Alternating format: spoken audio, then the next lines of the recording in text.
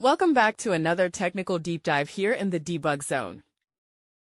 Today, we're tackling a big question and breaking it down with insights from other users. Hopefully, this clears up some misconceptions and helps you get the answer you need.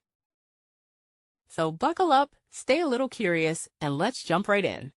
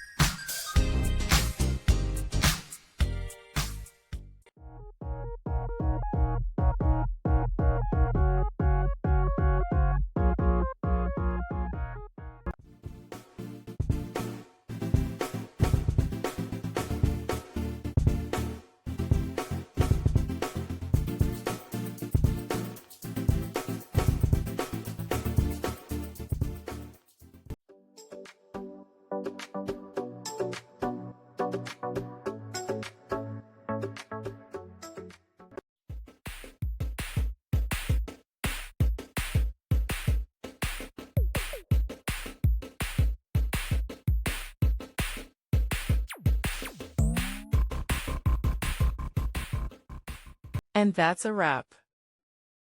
I hope you found the answer you were looking for. If you did, take a second to hit that subscribe button. It really helps out. And let me know in the comments which solution worked best for you. See you next time in the Debug Zone.